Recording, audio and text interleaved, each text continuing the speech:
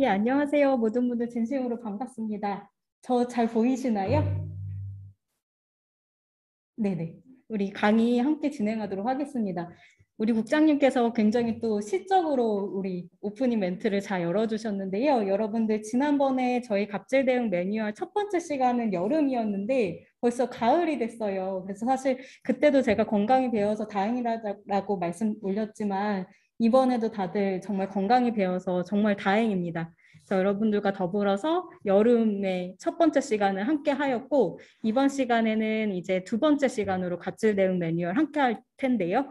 이 내용 자체가 좀 묵직할 수 있어요. 본의 아니게 이제 우리 모두는 존재 자체로 갑임에도 불구하고 갑질이라는 있을 수 있어서는 안 되는 일이 일어나곤 하기 때문에 저도 여러분들한테 오늘 좀 긍정의 기운을 드리고자 이렇게 좀 파릇파릇한 옷을 입고 왔습니다. 그래서 다소 무겁지만 여러분들 자체는 그런 분들이 아니시고 또 그만큼 귀한 분들이시라는 점을 꼭 명심하시고 여러분들 두 번째 시간 우리 가을 정치 만끽하면서 같이 소통하도록 하겠습니다.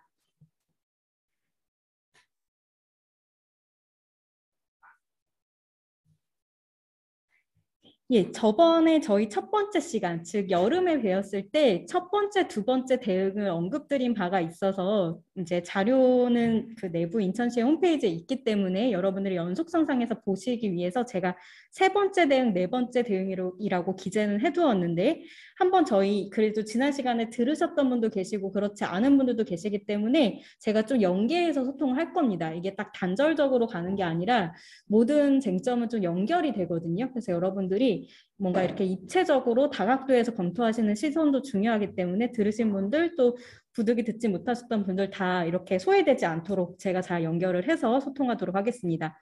그래서 지난 시간에 저희가 첫 번째 그 마주할 때는 첫 번째 대응이라는 부분은 인생의 갑은 나라는 타이틀로 소통을 했고 두 번째 대응은 형사 쟁점의 이해 이렇게 접근을 했습니다. 그리고 오늘 여러분들과 귀한 소통을 할 내용은 세 번째 대응으로서 민사쟁점의 이해, 그리고 네 번째 대응으로는 상생문화 이렇게 기재를 했습니다.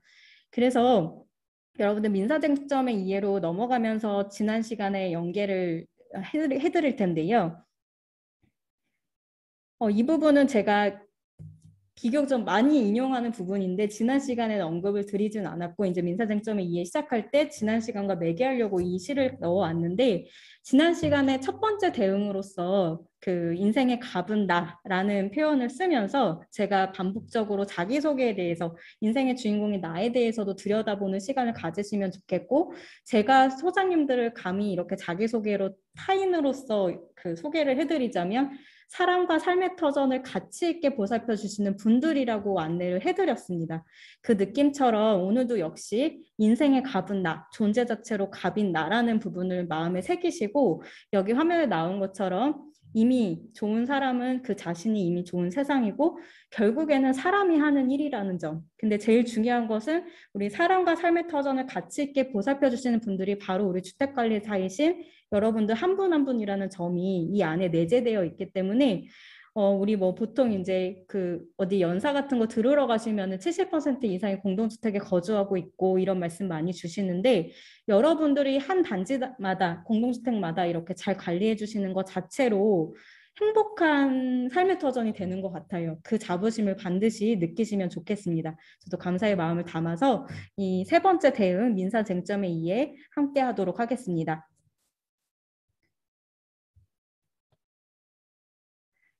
화면에 나온 바와 같이 여러분들과 아까 그 우리 인생의 갑은 나라는 첫 번째 대응 테마와 연계해서 소통을 드렸는데 원래는 법치, 그러니까 법에 규정된 대로 우리 약속을 잘 지켜주시는 게 타당함에도 불구하고 갑질이라는 이런 인치가 만연하고 있는 실정이기도 합니다. 이제 부당간섭이라는 테마로 규정에 담겨질 정도인데 여러분들이 이제 방향성에서 우리가 이제 귀한 존재 사람에 대해서 다치지 않게끔 법치주의로 이렇게 갈 수 있게끔 여러분들은 어쨌거나 근거를 토대로 말씀 나누시는 게 가장 안전하시긴 하거든요. 그게 지난 시간과 연속선상에서 결국 사회적 약속인 법입니다. 그래서 여러분들이 뭔가 사적으로 이런 인치를 자행하는 사람이 있거든 가능한 한 그래도 근거를 제시하면서 소통하시는 게 가장 안전하신 방향이긴 해요. 안 그러면 사견이 될 수도 있게 느껴지시기 때문에 그래서 일단 법치, 인치와의 경계 사이에 가장 중요한 건 사회적 약속인 법의 관점으로 근거를 삼으셔라라는 부분을 말씀 올리고 싶고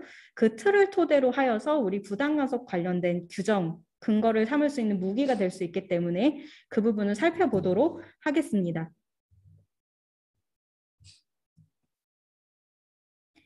예, 우리 65조인데요. 지금 현행 규정은 아직 여러분들 잘 아시는 내용 그대로 시행 중에 있어요. 근데 지금 화면에 나온 바와 같이 시행이 2022년 2월 11일 그러니까 여러분들 그때 우리 국장님 잘 말씀 올려주신 것처럼 위드 코로나 또는 코로나 종식이 되면 좋겠는 시점인데 내년 2월 11일부터는 이 우리 그동안 익숙해 오신 그 제65조가 개정이 됩니다.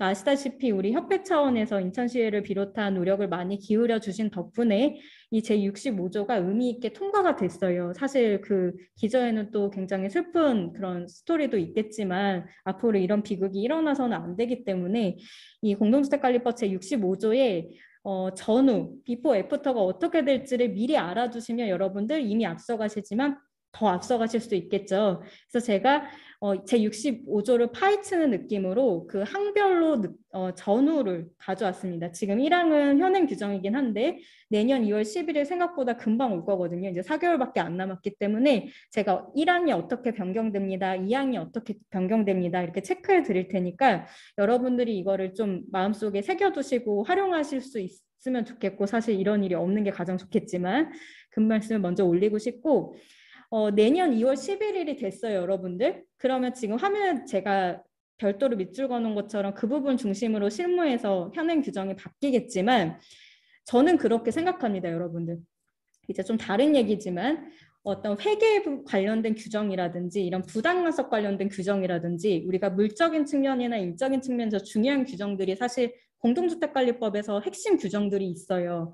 여러 규정이 다 중요하지만 아까 제가 저를 지키는 도구로 무기 삼아서 근거 규정을 활용하실 때는 그 중요한 규정의 변화는 알아두시는 게 좋습니다. 무슨 얘기인고 하니 여러분들 지난 시간에도 제가 얼핏 언급 드렸지만 모든 법을 찾아보실 때 가장 정석은 법제처에서 검색하시는 거예요. 그래서 공동주택관리법에 법제처 사이트에 들어가셔서 공동주택관리법을 검색해서 들어가 보시면 제65조에 이게 놀러 가보실 수 있거든요. 지금 여러분들 화면 보시면서 별도 검색해 보실 수도 있어요. 포털 검색 엔진에 법제처 공동주택관리법 이렇게 검색하셔서 한번 제65조를 띄워보실 수도 있겠죠. 그러면 지금 이제 현행 규정과 그리고 제65조가 또 반복돼서 음영 표시로 나오면서 내년 2월 11일부터 이런 내용으로 시행될 예정입니다라는 예고편이 뜨고 있을 거예요. 법제처 사이트 들어가 보시면. 근데 이제 여러분들이 2월 11일 날 바뀌고 나면 그렇게 예고편이 사라지고 그 음영 표시가 흰색으로 바뀌면서 그 65조 하나만 남게 되거든요. 그럼 예정 규정이 어땠는지 그때 가서 또 찾아보는 게 막막하실 수가 있어요. 지금은 양 조문이 같이 뜨고 있지만 그러면 여러분들이 제65조 옆에 연이라고 그 연이라는 노란색 버튼이 있는데 거기를 클릭하시면 연역이라고 비포 애프터 조문을 그 연역별로 쭉 가로 라인으로 살펴보실 수 있습니다. 여러분들이 지금 제가 PPT에 담은 이 화면을 나중에도 이렇게 입체적으로 전후 규정을 보시고 싶으신 분들은 각 조문의 옆구리에 노란색 버튼으로 되어 있는 연을 클릭하시면 연역이라고 되어서 비포 애프터 규정이 이렇게 좌우로 비교되어서 나와요. 그래서 여러분들이 그것도 알아두시면 좋은 게 저도 사건 수행하다 보면은 이게 이제 여러분들은 지금 따끈따끈한 규정들이 익숙하고 그걸 잘 따라가시다 보니 예전 규정이랑 비교 대조할 감각을 그냥 놓치시고 현행 규정 중심으로 집중하시는 경우가 많긴 하거든요. 그게 분명히 필요해요. 시행일에 따라서 진행하시는 거 굉장히 중요한데 자 보세요. 여러분들 제가 이제 밑줄 그은 부분 중심으로 해서 어떤 규정이 이렇게 바뀝니다라고 안내를 드릴 텐데 이런 규정이 이렇게 바뀐 이유를 강조할 수 있는 거예요. 예를 들어 제가 서면을 쓴다고 예시를 들어볼게요.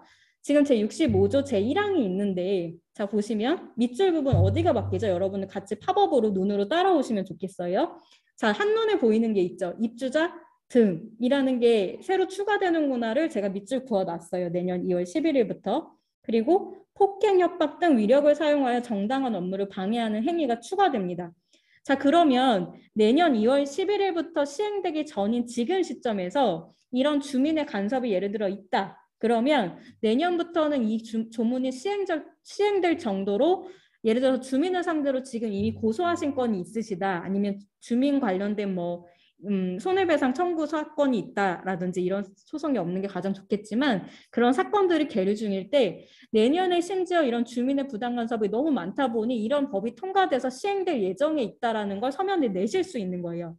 반대로 내년 2월 11일 이후가 됐어요. 뭐 이런 일 없는 게 가장 좋지만 고소건이나 민사 소재기건이 생겼습니다. 그럴 때도 마찬가지예요. 과거에는 그러니까 2022년 2월 10일까지는 그냥 부당간섭 배제 규정만 있었는데 그것도 입대의 구성원에 한해서만.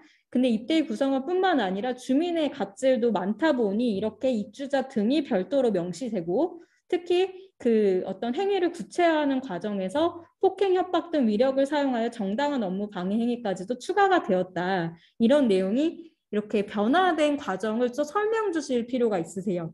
그리고 이런 게 다 소용없다라고 이 실효성의 의문을 갖고 계신 분들이라 할지라도 저는 모든 한국에 있는 그 법제처에 실린 입법이 굉장히 많은데 모든 입법례를 통틀어 보아도 우리 공동주택관리법 같이 이런 부분이 명시된 입법례는 없어요. 눈을 씻고 찾아봐도. 그건 무슨 소리냐면 여러분들이 부당해고 사건, 뭐 아니면은 부당 간섭으로 인한 뭐 형사 고소 사건이라든지 이런 거에 적극 활용해서 쓰실 때 저는 무조건 제65조는 근거로 씁니다. 무슨 소린고 하니 여기서 나온 것처럼 뭐 사실조사 의뢰까지는 하지 못하시더라도 심지어 공동주택관리법 제65조에 이런 규정이 생길 정도다. 그토록 우리 실무가 굉장히 어려운 부분이 있다. 실제 나는 갑질을 당했다라는 논거로 근거 규정을 넣으시는 거예요. 그래서 내가 뭐 사실조사 의뢰를 했다. 이런 것까지 액션을 굳이 말씀 안 하시더라도 이런 규정이 생길 정도다. 보편적으로 이게 모든 그러니까 그 국토교통부뿐만 아니라 국회까지 이거 통과되는 거 굉장히 쉽지 않은 절차거든요.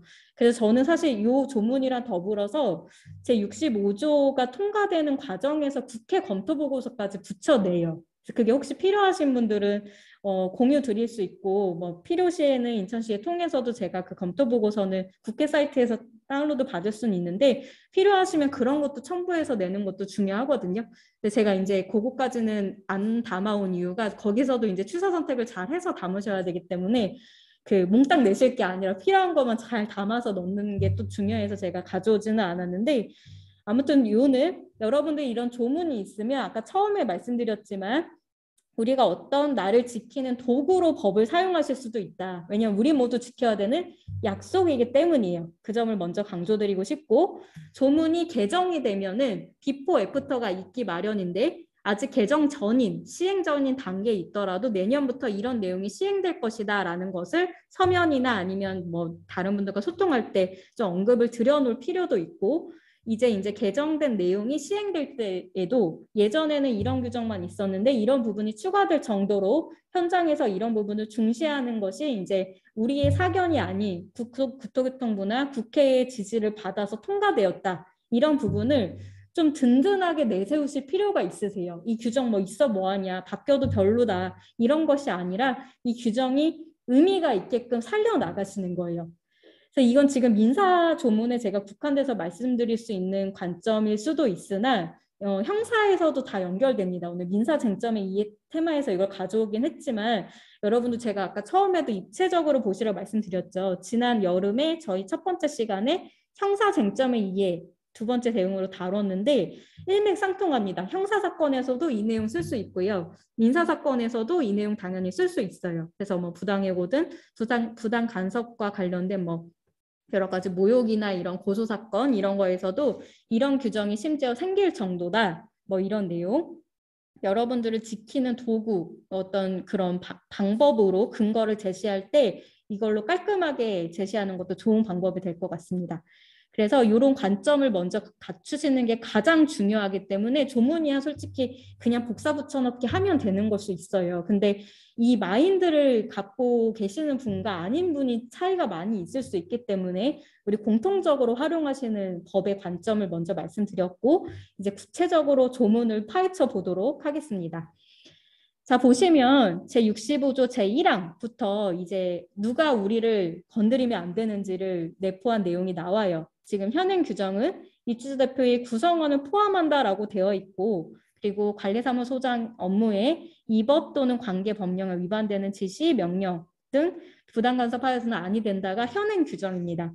내년 2월 11일부터 어떤 내용이 시행되느냐, 여러분들 밑줄 중심으로 봐주시면 되는데, 입주자 등, 즉 주민이 추가됩니다. 주민이 이 법 또는 관계법령에 위반되는 지시, 명령 등 부당간섭 행위를 이제 입주자 대표의 구성원을 포함한 분들과 더불어서 하여서는 안 되는데, 추가적으로 폭행, 협박 등 위력을 사용하여 정당한 업무를 방해하는 행위도 하여서는 안 된다라고 추가됐어요. 자, 그럼 무슨 소린가 하니 여러분들, 저를 예전부터 제가 협회에 있을 때부터 보셨던 분들은 제가 2013년부터 협회에서 근무를 했었으니까 그때가 벌써 8년 전이잖아요. 그때부터 소통하셨던 분들은 익히 아실 수 있는데, 제가 강의 중에 65조가 이제 2016년 8월 12일부터 공주법은 시행은 됐는데, 그때 65조 마련됐을 때도 이 입주자 등이 추가된다라는 발언을 우리 소장님들을 통해서 강의 중간중간에 고견을 듣고 많이 어필을 하려고 노력을 했어요. 뭐 국회 토론회나 이런 데 나가서도 많이 말씀을 올렸는데, 지금 이제 2021년이잖아요. 어쨌거나 그래도 다행히 통과가 됐습니다. 이 부분이. 그러니까 무슨 소린가 하니, 비록 뭐 5년 이상 이렇게 시간은 걸릴 수 있어요. 우리 이거 공주법 시행된 지가 2016년 8월 12일부터였으니까 그로부터 5년이 지났는데, 대표적으로 간접흡연 규정 같은 경우, 뭐 층간소음도 제가 이제 우리 소장님들과 함께한 시간 동안 생각해 보면은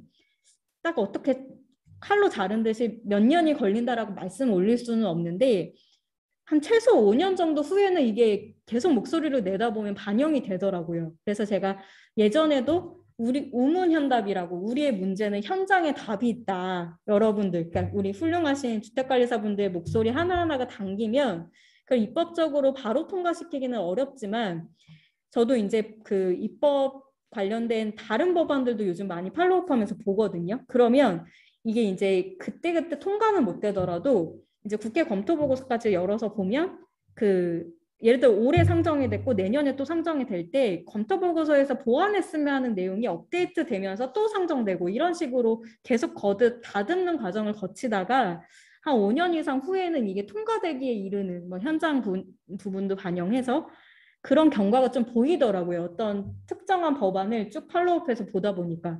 그래서 여러분들이 비록 당장은 시행되지 않는 법이더라도 이 법이 현실과 괴리가 있다. 그러면 우리의 문제는 현장에 답이 있으니까 현장 목소리를 내주실 필요가 있으세요. 그럼 그게 정말 소중한 고견이 돼서 우리를 지켜주는 어떤 약속으로서 법의 반영이 결국은 될 수 있거든요.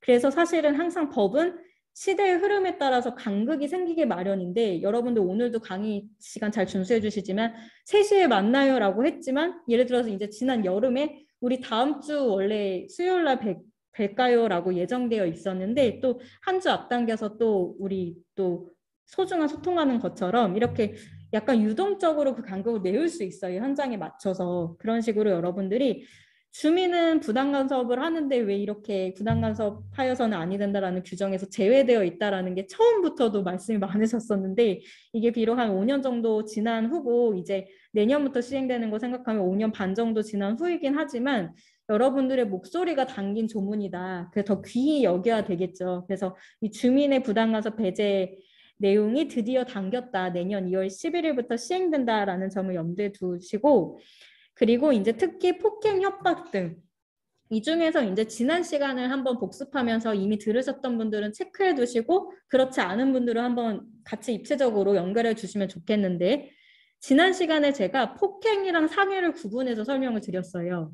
폭행, 상해 다 똑같아 보이지만 한번 이제 저희가 곱씹어 보면 지난 강의 자료에도 내용이 담겨 있는데, 폭행은 반의사불벌죄라고 합니다.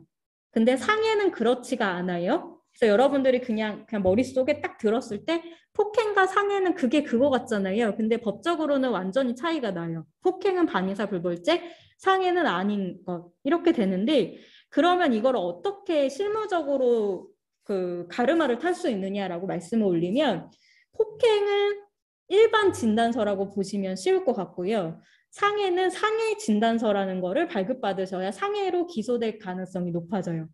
쉽게 말하면 여러분들이 그런 일은 없으셔야 되겠지만 폭행이랑 상해 뭐 이렇게 유사한 느낌의 어떤 누군가 주먹이 날라와서 내가 크게 다쳤다, 뭐 전치 몇 주가 나오는 수준으로 다쳤다 이러면 그날 즉시 가능한 한 그 병원에서 이렇게 뭐 정신이 없으시겠지만 가족의 도움 등을 통해서라도 진단서를 발급받으시는 게 좋아요. 그러니까 나중에 호전이 된 후에 발급받으시려고 들면 좀 전치 예를 들어서 몇 주 이상 나올 것도 뭐 전치 2주로 끊을 수도 있고 이렇기 때문에 그날 제일 컨디션이 안 좋을 때 진단서를 발급받으신 게 가장 의사 입장에서나 우리 당사자 입장에서 좋으신데 중요한 거는 이제 일반 진단서가 있고 상해 진단서가 있는데 여러분들 이 느낌 아시겠지만 상해 진단서는 한 10만 원 이상 비싼 진단서예요. 그 의사 뭐 이렇게 병원에서 좀 큰 병원에서 떼주는 거기 때문에 비용도 들지만 의사도 신중하게 소견을 밝힙니다.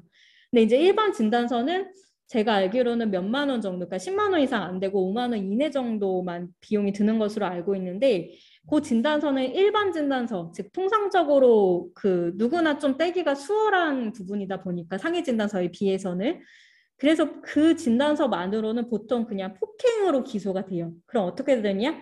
반의사 불벌죄라서 합의를 보잖아요, 여러분들. 주먹을 날린 사람을 갖고 합의를 웬만하면 안 보시면 좋지만 그래도 내가 어느 정도는 이 사람을 양해해주고 싶다라는 마음이 드셨을 때 합의를 하실 수 있는데 나를 지키기 위해서.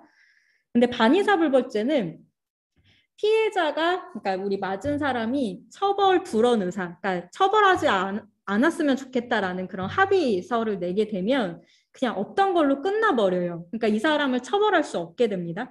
근데 상해 진단서, 그러니까 최소 10만 원 이상 드는 진단서가 좀 비용은 드시지만 그걸 발급받아서 수사기관에 제출하시면 폭행이 아닌 상해죄로 기소가 돼요. 그럼 어떤 중대한 차이가 생기냐면 상해죄는 반의사 불벌죄가 아니어서 합의를 보시더라도 양형에만 참작이 되고 벌금 얼마라도 그 사람이 형사처벌을 받게 됩니다.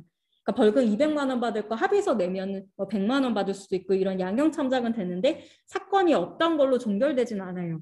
그러니까 여러분들이 합의는 적당히 봐주고 싶은데 이 사람 처벌은 받았으면 좋겠다. 그러면 상해 진단서를 떼셔야 됩니다. 근데 이것이 이제 호전된 후에는 좀 전치 몇 주가 잘 안 나올 수는 있기 때문에 힘드시겠지만 당일 좀 그 사건 당일날 상해 진단서 비싸네 이런 거 생각하지 마시고 변호사 선임 비용보다 그냥 상해 진단서 10만 원에 투자하시는 게 저는 훨씬 실효성이 높다고 보거든요. 증거가 중요합니다. 그래서 여러분들이 폭행 부분도 상해와 구분하셔서 폭행은 반의사불벌죄, 상해는 반의사불벌죄가 아니어서 이 부분은 양형참작이니까 상해 진단서 뭐 약간 비용 들더라도 실효성 높음 이런 거 메모해 두시면 좋을 것 같아요. 협박 나옵니다. 협박.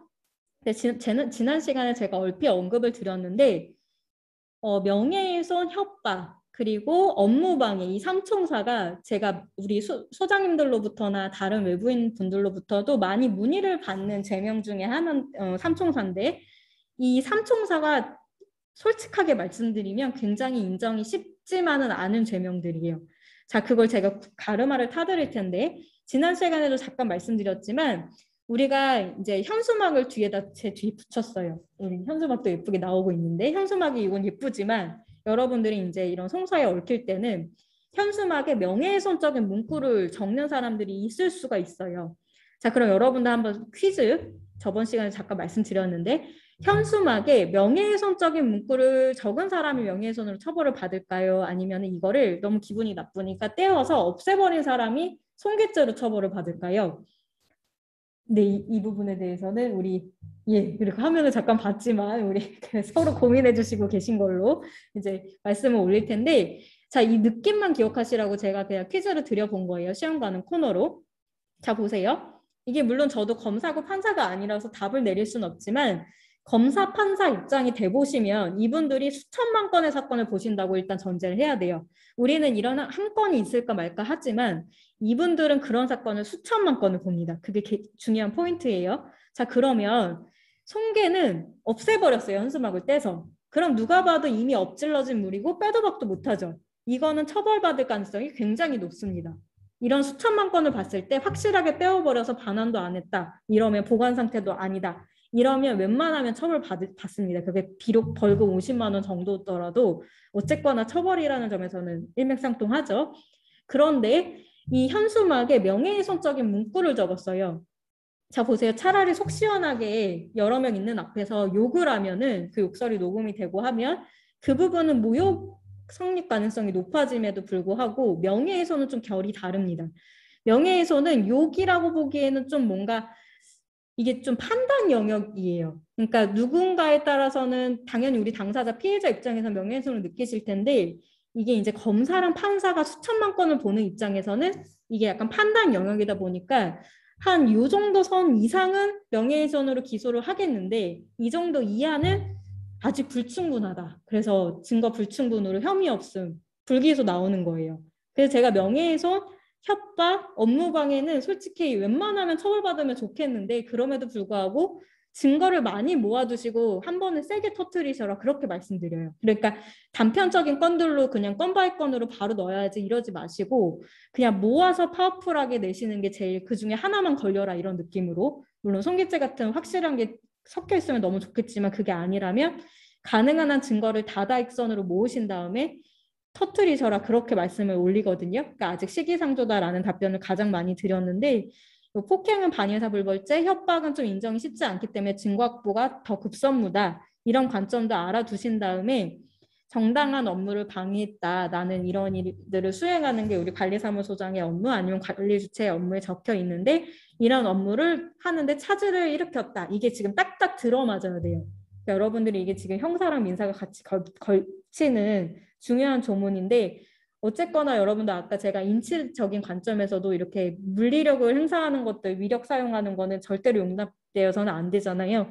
그래서 이거는 각별히 유념하시라고 이런 조문이 들어왔으니까 아까 폭행 협박에 대한 어떤 시사점도 얻어 가시면서 특히 이런 위력 사용으로 인한 정당한 업무방해 행위가 있을 때 이제 내년 2월 11일부터는 당당하게 이런 부분은 입주자 대표의 구성원뿐만 아니라 주민도 이런 행위에 대해서는 배제하는 조문이 시행 중이다라는 것을 분명히 밝히실 필요가 있겠습니다.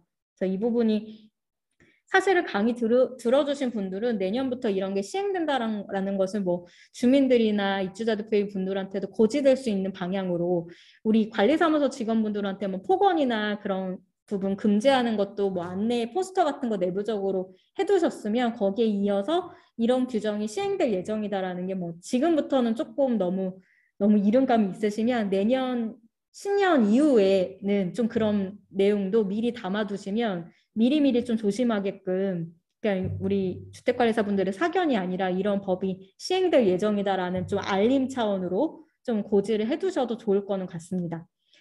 그 다음에 이제 2안 들어가서 보실게요. 이제 이런 부당간섭이 없으면 가장 좋겠지만 부당간섭 상황이 있어서 지금 현행 규정은 입주자 등에게 손해를 초래하거나 초래할 우려가 있는 경우 관리사무소장은 시장군수구청장에 이를 보고하고 사실조사를 의뢰할 수 있다라는 규정이 지금 계속 시행 중에 있어요. 근데 내년 2월 11일부터는 이제 입주자 대표 회의 또는 입주자 등 주민이 들어왔기 때문에 주민이 이 제1항을 위반한 경우 입주자 대표회의 또는 주민, 즉 입주자 등에게 위반 사실을 설명하고 해당 행위 중단을 요청하고 부당한 지시 또는 명령의 이행을 거부할 수 있으며 즉 앞에 지금 현행 규정인 2항을 비교대조 해보시면 입주자 등에게 손해를 초래하거나 초래할 우려가 있는 경우가 오히려 우리 족쇄가 된 거예요. 이게 좀 애매하잖아요. 초래하거나 초래할 우려가 있는 경우가 아니다라고 하면은 뭐 그 시장군수구청장에 보고하거나 사실조사 의뢰에도 소용이 없잖아요. 그래서 그냥 1항을 위반한 경우 이렇게 그냥 야무딱지게 넣은 거예요. 조문상으로. 그래서 우리 입주자표의 구성원뿐만 아니라 입주자 등, 즉 주민이 앞서 보셨던 이 법 또는 관계 법령에 위반되는 지시 명령 하는 등 부당간섭 그리고 위력을 사용할 정당한 업무 방해 행위 이런 위반이 있을 경우에는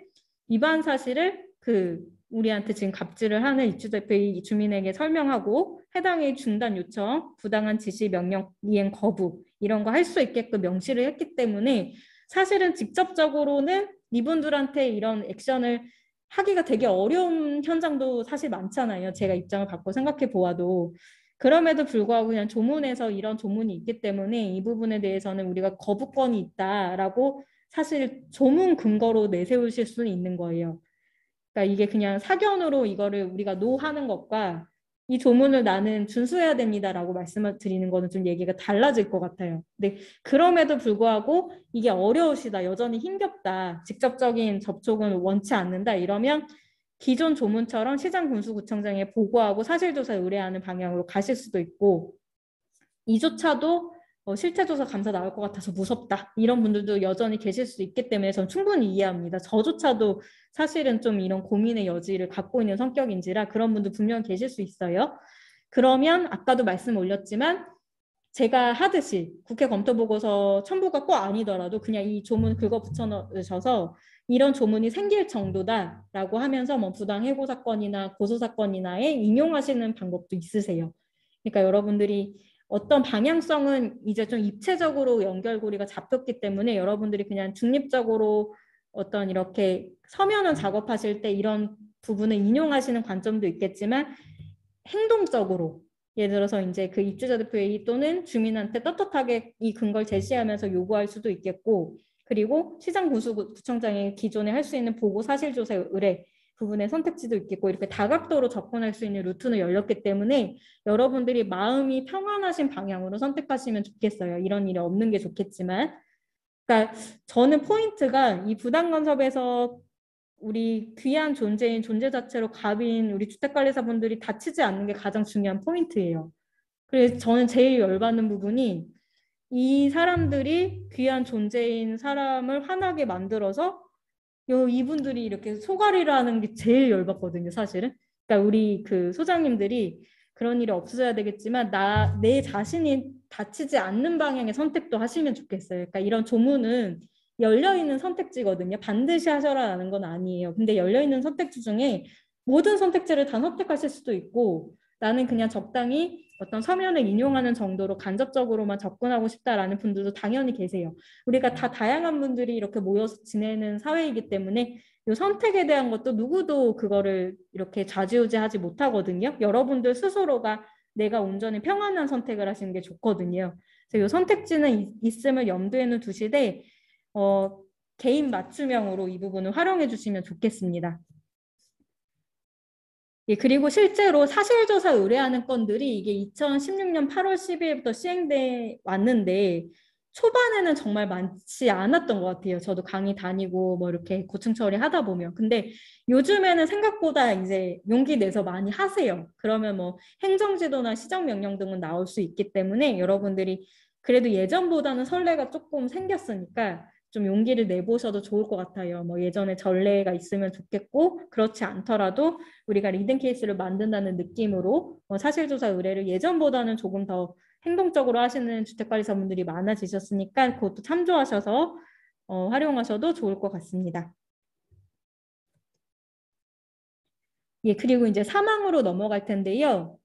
이제 시장군수구청장이 원래는 사실조사 의뢰 받았을 때는 이를 즉시 조사해야 하고 이렇게 그 시행되는 처음에 그 내용과 관련해서 착수 시기, 그러니까 우리 검토 보고서의 표현을 제가 그대로 가져오면 착수 시기만 적혀 있었는데 이제 내년 2월 11일부터 개정되는 내용 제가 밑줄 그은 데를 읽어드리면 지체 없이 조사를 마치고 이렇게 돼서 제가 그 검토 보고서 표현에 따르면 완료 시기를 특정해서 기재하는 명시하는 방향으로 논의가 이제 국회의원들 내부에서 있었습니다. 즉 여러분들이 지금 현행 규정은 즉시 이를 조사해야 하고라고만 되어 있으면 조사를 시작하면 그만이다 착수만 적혀 있는 거예요. 근데 지금 이제 내년에 시행되는 조문은 지체 없이 조사를 마치고 즉 완료 시기에 이 포인트를 두고 있습니다. 그래서 예전에는 조사 액션만 취한 것만으로 시장군수구청장이 공무원들이 그냥 다 했다 이러고 얼렁뚱땅 넘어갈 수도 있거든요. 근데 이제는 지체 없이 조사를 마치고 완료 시기가 명시되어 있기 때문에 조사를 반드시 마쳐야 됩니다. 이게 좀 달라진 포인트예요. 그래서 예전에 이 착수 시기, 즉 조사하여야 하고만 적혀 있을 시절에도 우리 소장님들이 용기 내어서 또 사실조사 의뢰하셨던 케이스도 있는데 이제는 더욱이 내년 2월 11일부터는 조사를 마치고 이런 표현까지 들어와 있기 때문에 예전보다는 조금 더 공무원분들도 적극적으로 움직이셔야 될 것 같아요. 적어도 조사 마침 경관을 전해주셔야 되는 부분이 있기 때문에. 그리고 이제 부당 간섭 사실이 있다고 인정하는 경우 이런 식으로 다소 또 역시 추상적인 표현으로 담겨 있었는데 이번에 이제 개정되는 내년 2월 11일부터 개정 내용은 제1항을 위반한 사실이 있다고 인정하는 경우 아까도 2항에서 보셨지만 제1항을 특정해 버렸죠. 여기도 마찬가지로 제1항을 특정해 버렸습니다. 그럴 경우에는 이제 원래 지금 현행 규정은 입주자 대표에 필요한 명령 등의 조치를 하여한다라고만 되어 있는데 이제 내년 2월 11일부터는 우리 그 부당간섭 배제 주체가 입주자 등이 추가됨으로 인하여 입주자 대표의 및 입주자 등에게 필요한 명령 등의 조치를 하여한다. 즉 입주자 등이 추가가 됐고요. 그리고 후단 부분이 추가가 또 되는데 이 경우 범죄 혐의가 있다고 인정될 만한 상당한 이유가 있을 때에는 수사기관에 고발할 수 있다라는 부분이 생겼습니다.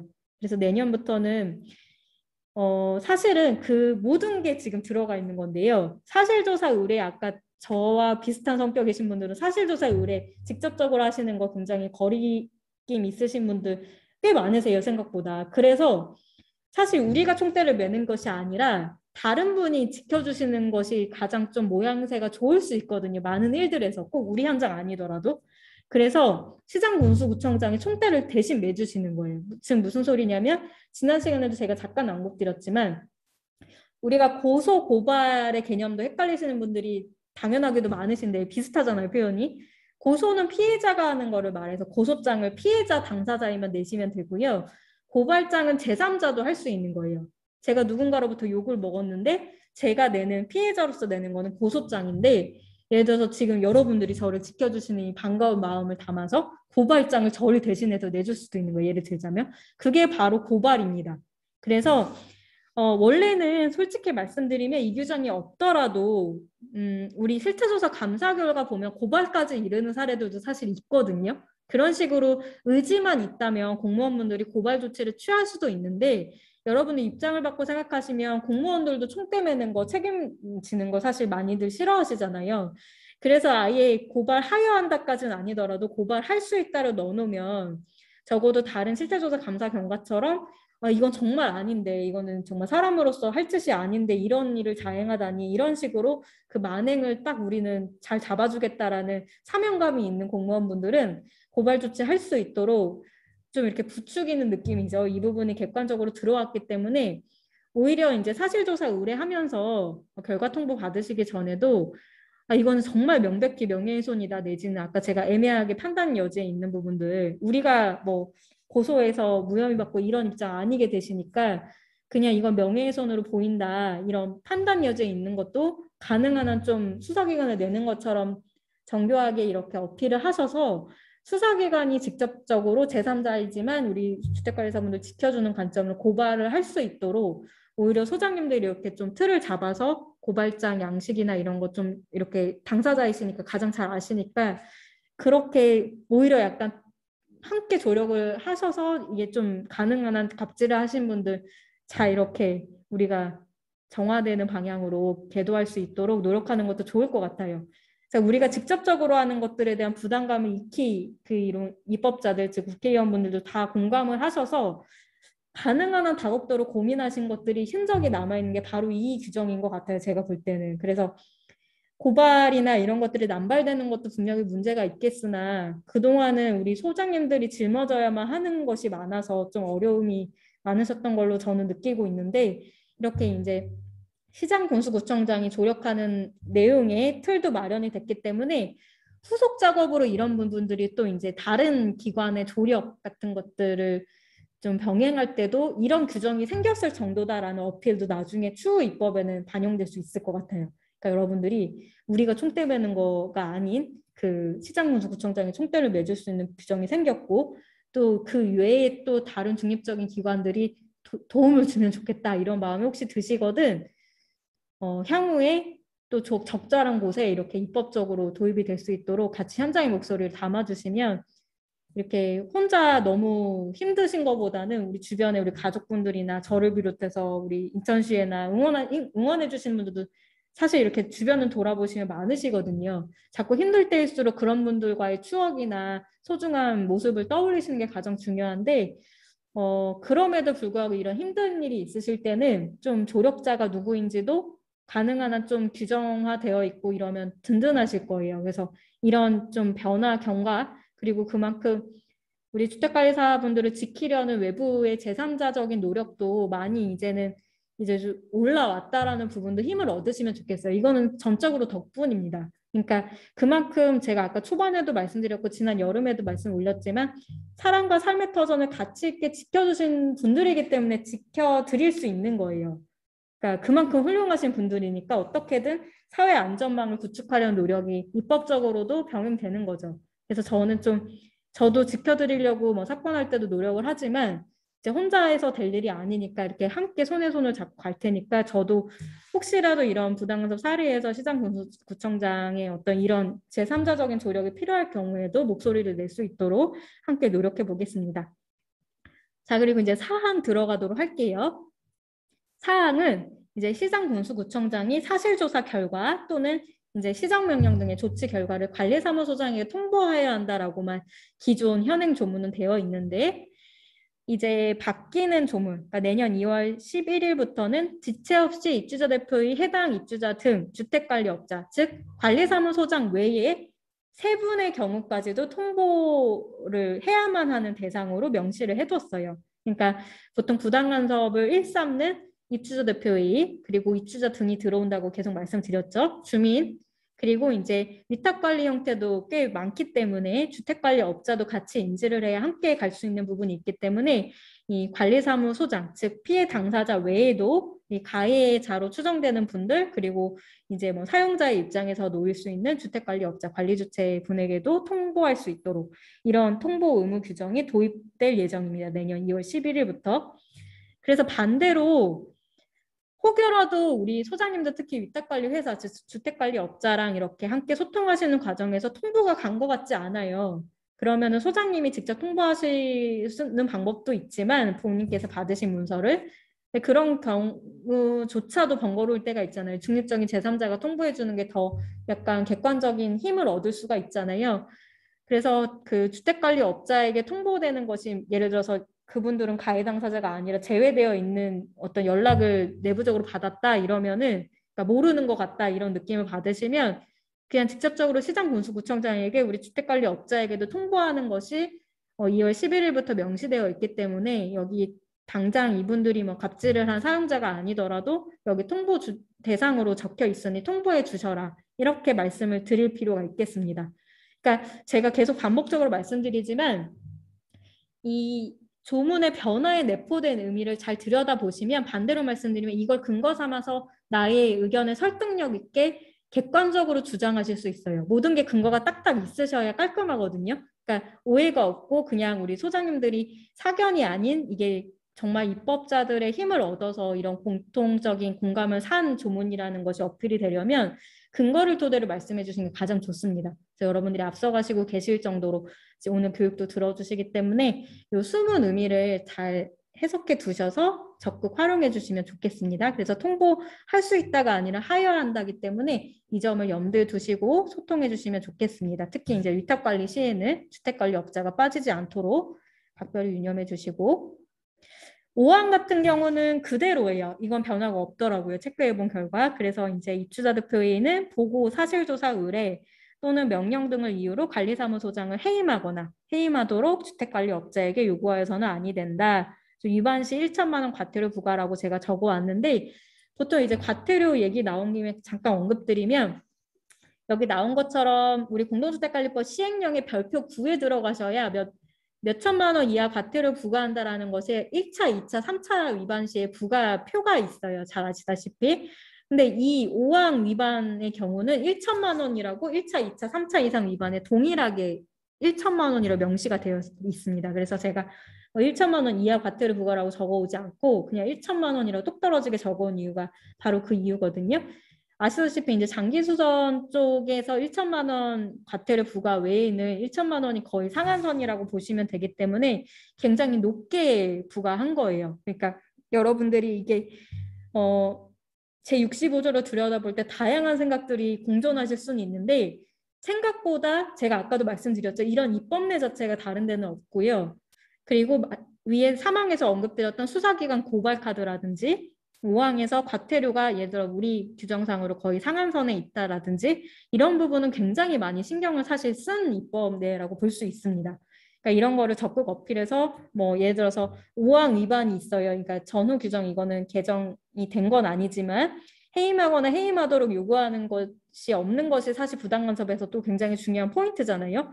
이럴 때 1천만 원 이하도 아니 심지어 그냥 1차, 2차, 3차 위반 공통적으로 1천만 원 과태료를 부과할 정도다. 이거는 우리 현장에서 최고 높은 과태료 부과다. 그 정도로 엄격히 보고 있는데 해임을 요구했다. 이런 얘기로 스토리텔링이 이어갈 수도 있겠죠. 그러니까 곳곳에 법을 여러분들이 이렇게 섬세하지만 입체적으로 바라보면은 어떤 근거를 마련할 때 이걸 단편적으로 주장하신 것도 굉장히 현명하게 잘하는 것이지만 여기에 숨은 의미까지 곁들여서 어필하시면 더 몇 배의 효과를 거두실 수 있어요. 지금 제가 말씀드린 것처럼 1천만 원이 가진 의미가 뭐 예를 들어서 이 분야 모르시는 분들은 뭐 5천만 원 과태료도 있는 거 아니야 생각할 수도 있는데 우리 분야에서는 이거 최고다. 최고 과태료가 심지어 레인지도 없이 딱 1천만 원으로 고정되어 있다. 이거는 굉장히 센 거거든요. 그런 부분을 우리 주택관리사분들은 잘 아시니까 그런 부분을 친절하게 한두 줄 더 적어주시면 어필이 되겠죠. 이런 일이 없는 게 가장 좋겠지만 그 정도로 이거는 엄격하게 보고 있는 조문이기 때문에 여러분들이 숨은 그 과태료의 의미까지도 어필해 주시면 좋겠습니다.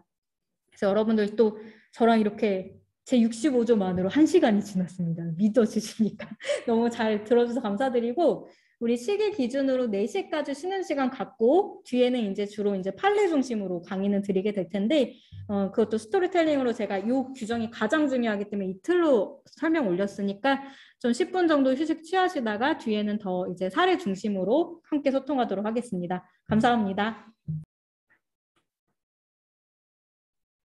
네, 우리 화면에 다른 분들 다 들어오셨네요. 저도 이제 잘 보입니다.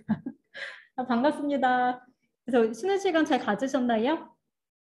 네, 우리 또 중요하게 귀한 시간 뺏으면 안 되기 때문에 우리 사례 등도 충실하게 말씀 올리려면은 가능한 한 제가 좀 박차를 가해서 잘 저번 시간에 해보니까 제가 드릴 말씀이 막 많다 보니까 형사 쟁점의 이해 등 다뤘던 첫 번째 시간 때도 좀 나중에 쫓기더라고요. 그래서 그게 너무 그때 송구했던 기억이 나서 오늘은 바로 또 그 잡담 없이 부득이 바로 진행하도록 하겠습니다. 우리 앞서 1시간만큼이나 할애할 정도로 제65조 집중해서 파헤쳐 봤는데요. 여러분들 각자 제가 보는 관점 이상으로 보시는 체크 포인트도 또 있으시면 그런 부분도 실무상 스스로 스토리텔링을 이어나가시면 좋겠어요. 이게 이제 법을 좀 딱딱하게 보지 마시고 내가 이야기하듯이 근거를 인용하시듯이 사용을 하시면 소통의 달인이신 주택관리사분들은 저보다 또 뛰어나시게 이걸 활용하실 수 있을 것 같거든요.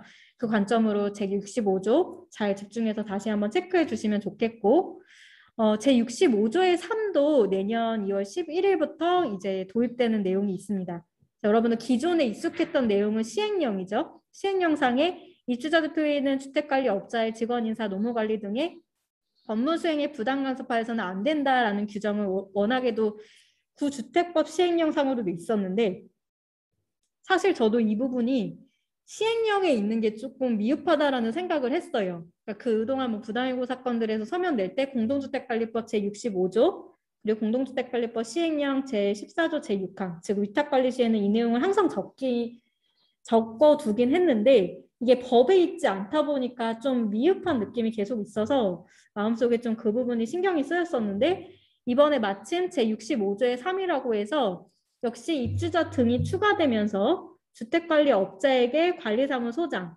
및 소속 근로자에 대한 해고, 징계 등 불이익 조치를 요구하여서는 아니 된다.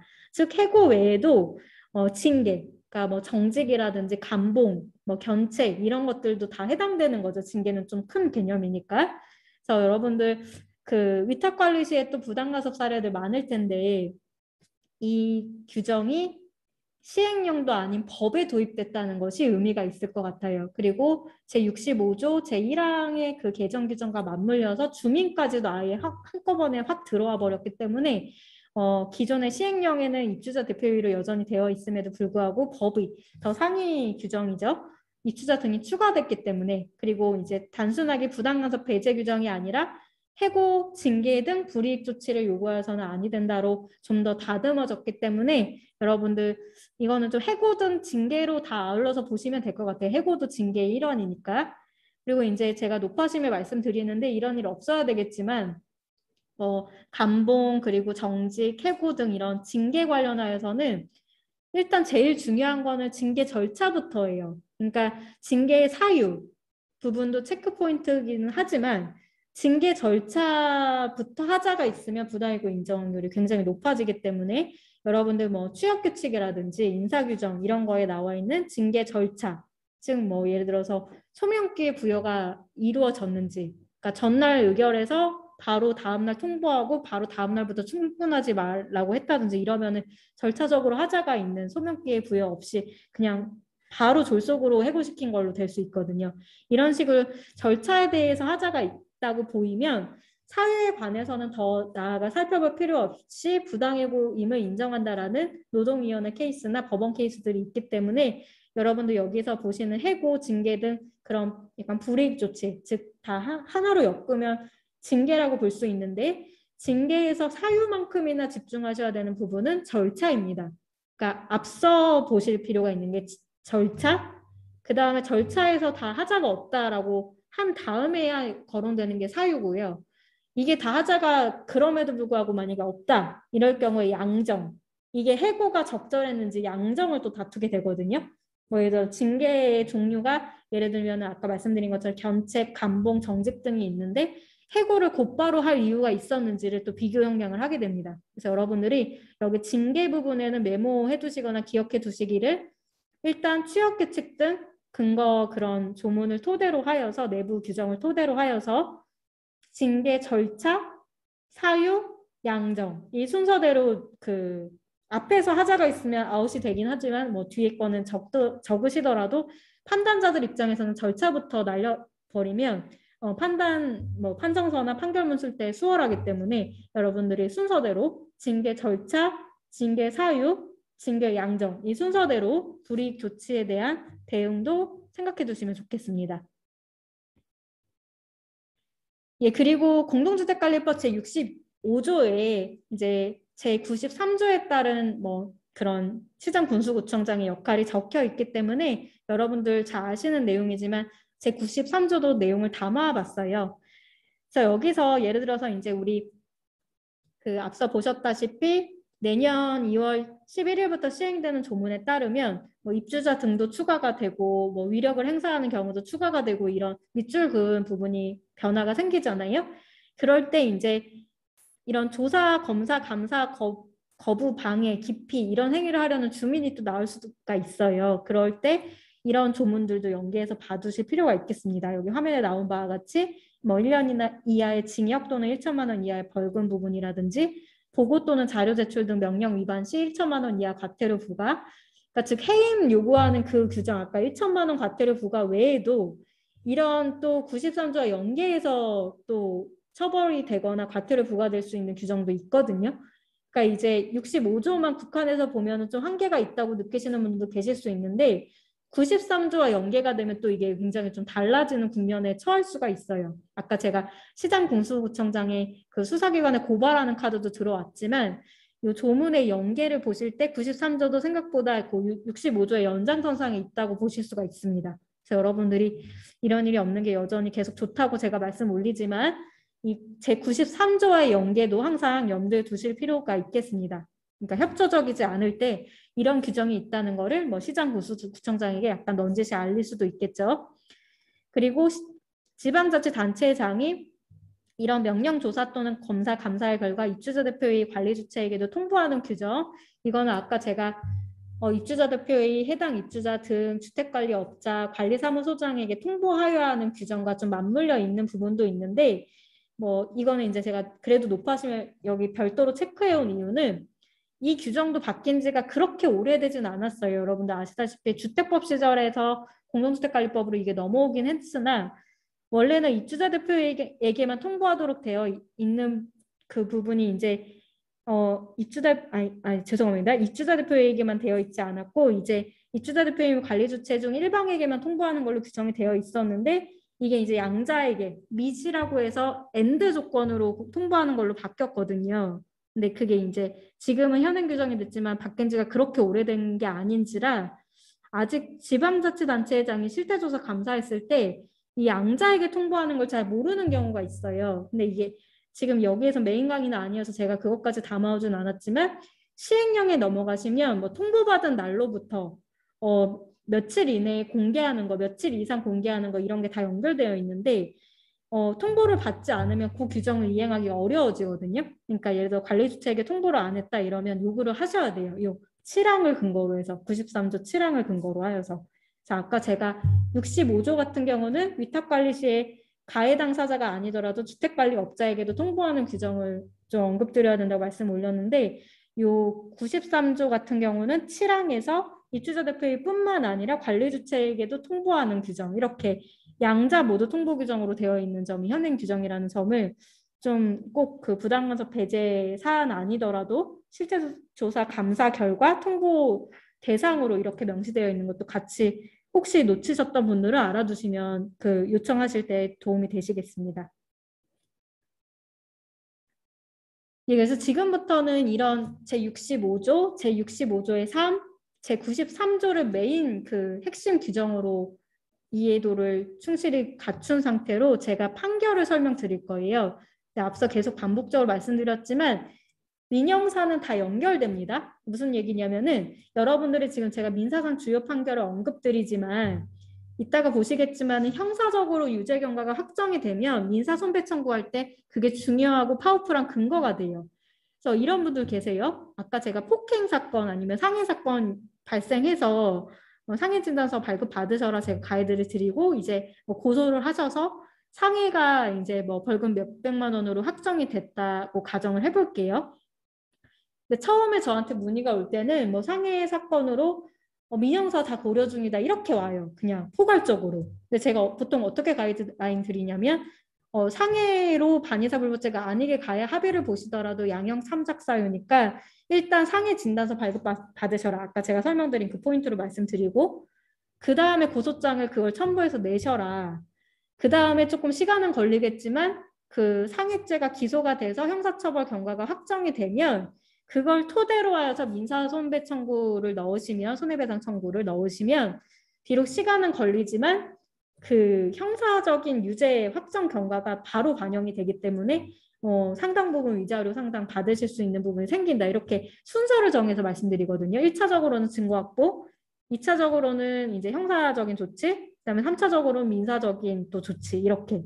그러니까 여러분들이 머릿속에서도 이 또 훌륭하시기 때문에 동시다발적으로 생각나시는 것은 제가 깊이 공감을 하는데 네, 사람이 이제 모든 일에 집중을 지금 가장 멀티로 또 관리사무소장님으로서 역할을 하시다 보니 내가 이제 고충 사건도 여러 가지를 짐을 짊어지고 계시면 머리가 아프세요. 일단 사람인지라. 저도 막 여러 사건 할 만큼 해야 하는 부분으로 그 집중을 하지 무리해서 수임하고 이러면은 하나 집중하기 어려워져서 저는 좀 그걸 조절하는 편이거든요. 그런 식으로 여러분들도 당장은 마음이 앞서서 민영사 같이 병행적으로 하고 싶은 마음이 활활 이렇게 타오르실 수 있는데 이게 좀 약간 순서적으로 접근하실 필요가 있어요. 그게 이제 정신 건강에도 좋은 거예요. 증거 확보하시고 증거가 확보가 안 됐으면 다음 단계 가기 힘듭니다. 생각보다. 증거가 확보되셨으면 그 다음에 비로소 형사조치 가시고 그 다음에 민사조치로 가시는 게 좀 제가 볼 때는 단계적으로 괜찮은 그 절차인 것 같아요. 그래서 뭐 그 사이에 형사를 스킵하고 민사로 바로 갈 수도 있겠으나 뭐 처벌까지는 원치 않는다 이러면 그렇게 가실 수도 있겠지만 좀 이게 단계를 거쳐야 되는 사건들도 있거든요. 그러면 그 방향이 제가 볼 때는 조금 생각보다 지름길이 되는 것 같아요. 이게 약간 좀 우리가 은행 적금, 예적금으로 치는 복리 느낌으로 좀 이게 시너지가 나거든요. 서로. 그러니까 여러분들이 그런 과정도 생각해 두시고 민사상 주요 판결을 형사사건에서도 인용할 수 있으면은 꼭 그 형사처벌하는 판결은 아니었지만 넣으시거나 할 수 있으니까 같이 봐두시면 좋겠습니다. 자, 앞서 보셨던 이게 이제 시행령뿐만 아니라 주택관리업자에 대한 직원교체 요구 부분은 65조의 3 내년에 이제 시행되는 조문과 맞닿아 있을 수 있는데 그런 규정이 어떤 시절에도 이런 내용이 있었다는 점이 또 고무적인 것 같아요. 없더라도 해임 사유로 인정받았던 그런 판결입니다. 그래서 가능한 한 이런 판결은 좀 구하기가 어려우셔서 제가 이제 한국아파트 신문 등 참조해서 가능한 한 모아왔으니까 여러분들이 기존에는 제65조 이런 부분에 하나여서 조문만 멀뚱히 보셨다면 이제 이런 판결을 엮어서 인용하셔도 좋을 것 같아요. 먼저 조문, 우리 약속 먼저 못을 박아주시고 이거에 상응하는 이런 판결도 있었다. 이러면 굉장히 파워풀해지겠죠. 그렇게 잘 버무리시면 좋겠습니다. 비록 하급심 사안이긴 하지만 우리 사건은 하급심도 많기 때문에 입주자대표의 회장, 즉 입주자대표의 구성원이 주택관리업자에게 관리사무소장 교체 요구를 합니다. 위탁관리인데 이제 구주택법 시행령이었던 그 당시 규정을 인용하여서 판결에서 인용하고 있고 현 시점에서는 공동주택관리법 시행령 아까 말씀드린 거 인용할 수 있겠고 내년 2월 11일부터는 공동주택관리법 제65조의 3 더하기 공동주택관리법 시행령 그리고 몇 점 몇 항 이렇게 인용하실 수 있겠죠. 이 그대로 문구도 살려 쓰시면서 그 조문만 바꿔 쓰시면 돼요. 여러분들 서면 작업을 스스로 하시게 되거든. 근데 입주자대표 회장이 뭐 여기서 독단적으로라는 표현은 더 강조하는 포인트의 맥락은 되는데 만약에 독단적이 아니더라도 입주자대표회의가 뭐 교체 요구를 하는 등 이렇게 쓰셔도 그거는 상관없는 포인트긴 해요. 근데 이제 입주자대표회의 회장이 독단적으로 하는 정황도 좀 그 직위를 남용한 부분을 좀 강조하는 포인트가 이 사건에 있었기 때문에 그런 건데 그냥 독단적이라는 부분은 그냥 약간 그 경미하게 보시고 입주자대표회의 구성원이 교체 요구하는 경우, 입주자대표회의가 교체 요구하는 경우 이런 식으로 가름해서 표현을 쓰실 수도 있겠습니다. 그러면 관리규약상 우리 해임사유 규정이 쭉 있잖아요. 그 중에서 이제 뭐 관계규정, 위반규정 있을 텐데 객관적 증거 자료 첨부가 되시는 전제하에 정당한 해임사유로 인정된 케이스입니다. 이 해임도 우리 해고와 마찬가지로 절차, 사유 뭐 이런 식으로 순서대로 판단을 하거든요. 판단자 입장에서는 판사분들 중심으로. 그래서 정당한 해임이 되는 것이 생각보다 쉽지 않아요. 근데 요 직원 교체 요구, 그러니까 소장들을 비롯한 관리사무소 직원 교체 요구의 관점에서 해임 사유로 넣으실 때도 제가 추천드리는 방향은 이 건 말고 또 다른 건도 있으면 좋겠어요. 그러니까 해임 사유가 단일 사유만으로 해임까지 이르는 건 또 인정이 쉽지 않을 수는 있어서 이 사건은 인용은 됐지만 이게 또 판사에 따라서는 약간 넉넉한 게 좋거든요. 그래서 요 교체 요구 플러스 뭐 문서 송계라든지 아니면 뭐 다른 선관위원회에 대해서 또 뭐 예를 들어 부당간섭을 했다든지 업무방해를 했다든지 이런 식으로 기타 사유 우리 관리규약상 해임 사유와 증거가 맞아 떨어지는 경우가 뭐 두세 가지 더 있으면 다 넣어서 파워풀하게 해임 뭐 진행하는 걸로 절차 사유 하자 없이 가시는 것도 좋겠습니다. 그래서 어쨌거나 그게 뭐 한 가지 사유에 불과하더라도 정당한 해임 사유로 인정한 판결이 있으니 여러분들이 요 교체 요구로 해임 사유를 내세우시거든 증거 플러스 이 판결을 인용하실 수 있겠죠. 그럼 더 힘이 실리니까 이 판결을 그런 용도로 사용하시면 좋겠습니다. 그리고 마찬가지로 이 입주대표의 해임 사유 인정한 케이스가 있는데 이거는 좀 더 넉넉하게 조문이 인용되어 있어요. 그래서 제가 이거를 또 이제 다른 케이스지만 조금 더 강화된 느낌으로 내용이 담겨 있어서 좀 추가적으로 가져왔는데 우리가 이제 공동주택관리법 아까 제65조의 3까지 이제 넣을 수 있겠다까지 말씀을 올렸고 그 외에 관리규약상에 이제 이런 그 인적으로 부당간섭 금지하는 규정들 그런 부분도 이제 준칙 참조로 해서 넣어주신 것도 있으실 거예요. 그것까지 지금 가운데 보시다시피 관리규약상에 부당간섭 금지 규정 이런 것도 넣어져 있잖아요. 이런 것도 여러분들이 규약 첨부하시면서 내실 수 있겠죠. 그래서 우리 법령이 가장 중요하고 그 다음에 관리규약에도 관련 규정 있으시면 넣어주시면 좋겠습니다. 그리고 넘어가서 화면 보시면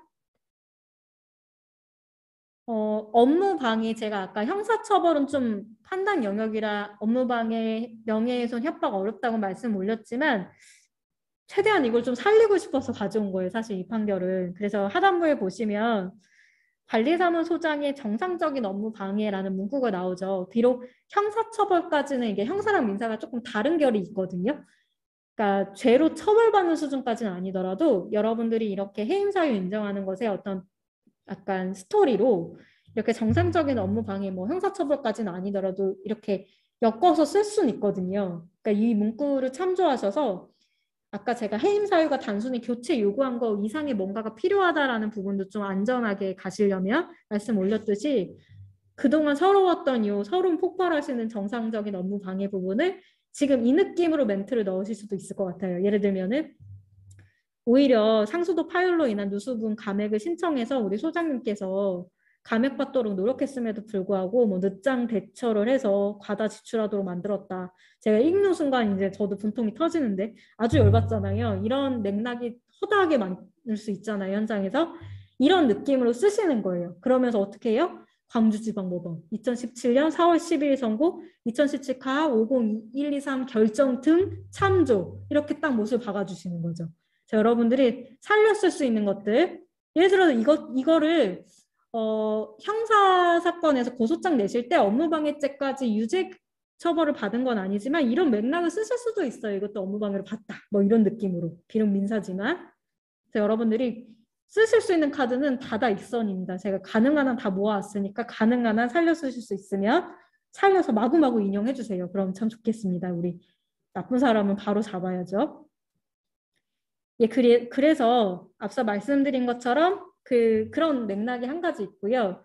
그리고 이제 우리 주택관리업자 선정 관련된 뭐 기존 주택관리업자 참가 제한이나 뭐 이런 것들 관련해서 다 절차가 있잖아요. 요건을 충족해야 되고 그런 것들이 없이 이런 위스탁 관리 계약 해지하거나 그 내용 변경 요구하는 경우 뭐 그런 내용도 이 사안은 담겨 있어요. 그러니까 아까 제가 단순히 직원교체 요구한 케이스 전주지방법원 사례 말씀 올렸고 그건 한 페이지였잖아요. 근데 이거는 좀 스토리가 길죠. 광주지방법원 사례 같은 경우는 교체 요구도 있었고 앞서 보셨다시피 그 정상적인 업무방해 행위도 있었고 그리고 정상적이지 않게 위스탁 관리계약 해지 등의 시도 있었던 부분들 주민 의사를 묻지 아니하고 이런 경과가 좀 우리 현장에서 있을 법한 내용들이 굉장히 많이 들어가 있어요. 이 케이스는. 그러니까 어디든 인용할 수 있는 케이스가 될 수 있겠죠. 그래서 여러분들 꼭 해임 사유로 다투지 않더라도 내용을 고소장이나 뭐 아니면은 아까 말씀드린 사실조사 의뢰할 때 이런 판결 붙여주면 굉장히 좋겠죠. 이건 가처분 관련된 내용이라서 결정이었던 거긴 한데 뭐 맥락은 같으니까 사례로 인용하시기 좋겠습니다. 그래서 우리가 아까 충실히 봐주셨던 65조, 65조의 3, 뭐 93조 이런 맥락은 다 쭉 그냥 기본적으로 전제로 삼으시면 되고 관리의학 정도 추가해 주시고 그건 쭉 앞에 먼저 인용해 주시고 그 다음에 이런 판결, 결정 인용해 주실 때 여기 나와 있는 것처럼 업무에 부당하게 관여하고 독단적으로 위탁관리계약 해지하려는 정황 이런 것들을 다 가름하였을 때 해임 사유가 명백히 인정된다라고 판시했다는 점 이게 포인트입니다. 여러분들이 이렇게 좀 쓰실 수 있는 카드 꼭 요 해임 사건으로 국한하지 마시고 손해배상 청구라든지 아니면은 형사 고소 사건이라든지 아니면 그냥 시장공수구청장에게 사실조사 의뢰할 때라든지 다각도로 입체적으로 필요한 문구는 비슷하게 작성하는 것도 굉장히 스트레스잖아요. 이 문구에서 비슷하게 살려 쓰시면 좋을 것 같아요. 이 내용을 좀 인용하셔서. 예, 그 다음에 지금까지는 제가 이런 교체 요구 등에 뭐 한정된 사유가 있거나 더 폭넓은 사유들, 뭐 아까 이렇게 그 위탁관리계약 해지를 무리하게 진행하려고 했다거나까지 포함하여서 해임 사유로 됐던 케이스를 보여드렸다면 이번에는 이제 대법원까지 가서 확정된 거라 더 좋죠. 이건 상급심에서 확정된 판결이니까. 직원교체 요구가 포함되어 있었고요. 이건 좀 신기하게도 이추자 대표의 그 구성원이 이 관련된 비용을 책임지기로 약속했던 거예요. 그리고 굉장히 특이했던 맥락이 이제 하단부에 있는데 위탁관리죠. 지금 맥락이 계속 그 맥락이 다 직원교체 요구는 위탁관리 시에 이루어진 건데 그 위탁관리 계약서에 애당초 이런 문구 안 넣으시려고 노력해 주셔야 되고 없는 게 맞는데 그럼에도 불구하고 여기 보시면 특정 직원의 교체를 요구한 경우 그 주택관리업자는 이유 없이 2개월 이내에 교체해야 된다. 그리고 이런 뭐 근로기준법상 등의 채권 채무 발생 시 모두 주택관리업자에게 귀속되고 주택관리업자의 책임과 부담이 된다라고 위탁관리계약서에 써놓은 거예요. 아주 이거는 이상한 계약서죠. 그러니까 계약서에서 이 규정의 효력을 다툴 수도 있지만 양자가 이의 없이 날인을 해놓으면 사실 쉽지만은 않아요. 그래서 여러분들한테 이런 규정을 일단 애당초 안 담으시기를 바라지만 이런 규정이 있다 하더라도 뒤에 보시는 바와 같이 입주자 대표회의 구성원이, 그러니까 주택관리업자가 아니라 입주대표의 구성원이 책임지도록 된 케이스라서 제가 가져왔거든요. 보시면은 앞서 그런 내용이 계약서상에 적혀 있음에도 불구하고 이런 관리계약의 취지와 계약의 이행이 요구되는 신의성실의 원칙 이런 부분들을 고려해서 뭐 무효로까지는 그 규정을 보지는 않았지만 이런 재반 사정을 고려했을 때 입주자 대표회가 부당하게 관리 직원 교체 요구를 해서 그에 따른 비용 발생 시 이마저도 주택관리업자가 부담한다고까지는 이 계약서 문구를 보더라도 볼 수 없다라고 아주 정당하게 판단을 해주셨죠, 판사님께서. 그리고 이제 동별 대표자가 근로계약상 발생할 수 있는 모든 비용 책임지기로 약속한 게 조금 이례적이긴 해요. 위탁관리 계약서도 이례적인데 뭐 그와 별개로 동별 대표자가 본인이 다 그 책임지겠다라고 이례적으로 약속을 했죠. 근데 이런 약속 받아내기가 사실 쉽지는 않을 거 아니에요. 그래서 애당초 위탁관리 계약서에 앞서 보셨던 문구는 안 담는 게 좋으시고 그럴 때 뭐 이런 책임 부분을 이제 주택관리업자나 소장님한테 전가하려 들면 뭐 예를 들면 이런 케이스 제시하면서 비록 뭐 약속에 대해서는 문서로 남은 게 없으면 구두상으로도 마치 책임지는 뉘앙스를 밝혔다 이렇게 언급하시면서 이런 판결 보소하면서 상급심 판결 적어내실 수도 있겠죠. 그 정도로 아까 해임 사유도 해임 사유지만 이렇게 본인이 비용을 부담해야 되는 압박이 있으면 함부로 부당해서 특히 이런 직원교체 요구 안 하려들 수 있거든요. 그래서 제가 이제 두 가지 방향성으로 가져온 건데 첫 번째는 해임 사유적인 접근이었고 두 번째는 이런 케이스에서 이제 그 가해 행위 즉 부당간섭을 한 이런 직원 교체 요구를 일삼은 사람이 비용도 부담해야 되는 즉 우리가 손해배상 청구를 할 때 인용할 수 있는 케이스가 될 수 있겠죠. 그래서 해임 사유 이런 비용 부담 이런 관점 손해배상 책임이 될 수 있겠지만 이런 부분들의 케이스도 여러분들이 적극 활용하실 수 있을 것 같아서 한번 가져와 봤습니다. 예, 그리고 아까 제가 어떤 그 방향성을 그리실 때 머릿속에 많은 것들이 담기시겠지만 스스로의 정신건강을 위해서도 단계적으로 접근하시기를 많이 가이드 해드린다고 말씀 올렸잖아요. 증거 확보하시고 그 다음에 형사조치 취하시고 마지막에 그 형사 경과 유죄 판결 받으시고 민사적인 손해배상 청구 이 리듬을 말씀 올렸는데 그런 대표적인 케이스라고 이 수원지방법원 판결은 보시면 됩니다. 보시면 이제 아까 제가 모욕죄는 이미 엎질러진 물에 해당되는 손괴죄랑 비슷하게 욕설이 이제 여러 사람들 앞에서 확실하게 있었다. 녹음 파일이 있으면 모욕죄 유죄 인정된다고 말씀 올렸잖아요.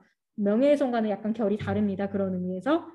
그리고 판결이 확정됐어요. 뭐 금액도 중요하겠지만 어쨌거나 판결이 확정된 게 굉장히 중요하거든요.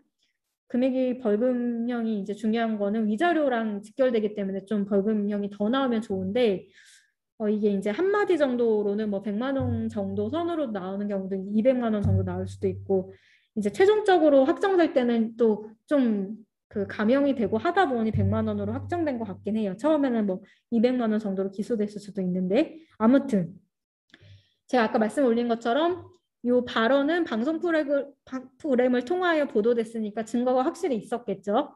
그래서 모욕죄 유죄가 인정됐고 판결이 확정이 됐어요. 그 다음으로 민사소송으로 이제 그 손해배상 책임을 물은 거예요. 그래서 실제로 관리사무소장이 정신적 고통을 받았을 것임이 분명하다 할 것이므로 금전적으로 위자할 의무가 있다. 그래서 여러분들이 위자료를 예를 들어서 몇백만 원 받고 싶다 하면은 그 사실은 그러니까 500만 원 이내로 인용될 가능성이 높기 때문에 뭐 인지대나 송달료 들어가는 문제가 있다 보니 500만 원 정도로 말씀하시면 뭐 예를 들어서 그 안에서 재량으로 인정을 해주세요. 그 재판부에서. 근데 이제 이거보다 더 뒤에 보시는 사례처럼 더 많은 갑질이 있었던 거는 당연히 뭐 1,000만 원 이상으로 넉넉하게 말씀을 청구를 하셔야 그 안에서 인용이 되기 때문에 그 부분은 잘 수위 조절을 하셔야 돼요. 그러니까 배보다 배꼽이 커지는 거, 즉 인지대 부담이 너무 높아지시면 안 되기 때문에 적정선으로 그 이런 벌금형에 100만 원이 선고됐구나 뭐 이런 내용들 아니면 나의 사실관계가 모욕 외에도 굉장히 뭐가 많았다라든지 이런 거 몽땅 내셔야 위자료가 높아질 수 있기 때문에 그 어떤 그 수위 조절, 그러니까 청구 금액을 어느 정도까지 갈지 여부도 여러분들이 잘 저울질을 하실 필요는 있으십니다. 이런 일이 없으면 좋겠지만. 예, 그리고 앞서서는 제가 그 모욕에 한해서만 사건화됐던 것을 말씀 올렸는데 이번에는 좀 더한 거예요. 제가 항상 순서를 가져올 때 아까 해임 사유 그것도 좀 더 막강한 거, 그 다음에 이제 그 비용 부담 이렇게 왔잖아요. 그리고 이제 손해배상으로 본격적으로 들어와서 형사처벌까지 받은 경우로 들어왔고 모욕에 국한된 것이 아니라 뭐 예를 들어서 고소 고발이 좀 남용됐던 것들 그걸 더 가져왔어요. 그러니까 더 이렇게 많은 것들이 얽혀 있는 경우는 이렇게 한데 모아서 파워풀하게 가셔야 위자료도 더 높게 나오니까 그런 방향으로 제가 좀 가져왔습니다. 그래서 이제 애당초 범죄 혐의가 없음을 알았거나 과실로 이를 알지 못하는 경우 고소인, 그러니까 우리가 뭐 A씨, B씨라고 하는 그 뭐 이때 구성원이든 주민이든 그 사람들이 고소 고발을 했어요. 소장님을 상대로. 그럴 때 이제 말씀드린 것처럼 이렇게 범죄 혐의가 애당초 없음을 알았음이 이렇게 분명한 경우인데 고소고발한 거는 정말 의도가 나쁜 거잖아요. 그래서 그럴 경우 손해배상 책임이 있다는 법리가 있습니다. 그래서 이거는 제가 일부러 이제 요 대구지방법원 판결이로 적힌 부분 말고 중간 정도 봐주시면은 대법원 1996년도 5월 10일 선고 쭉 해서 뭐뭐등 참조 쭉 인용해 왔잖아요.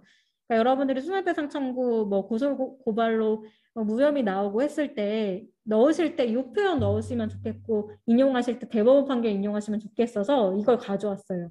그러니까 이건 좀 통상적인 법리 서술인데 이 서술이 좋으실 것 같아서 좀 가져와 봤습니다.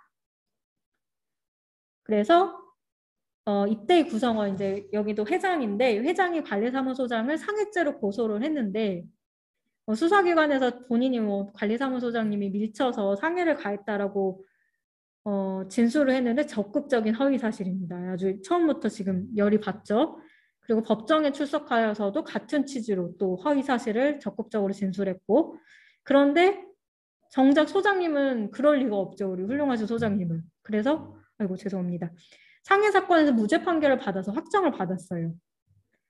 근데 이제 뭐 그 과정에서도 뭐 탄원서 진정서도 제출해서 뭐 본인이 불구자 신세가 됐다, 폭행을 당해서 이렇게 말도 안 되는 소리를 했는데 정작 CCTV 녹화 영상을 봤더니 이 지금 고소인이 관리사무소장의 멱살을 잡고 흔드는 끌고 가는 장면, 즉 폭행 상해 뭐 이쪽이 반대인 거예요, 구도가. 그러니까 너무 열받죠. 이거는 빼도 박도 못하게 영상으로 남아 있었어 어찌 보면 다행이긴 한데 반대 사실로 고소를 한 거죠. 처음부터 이런 일 없었다는 거 아는 사람이.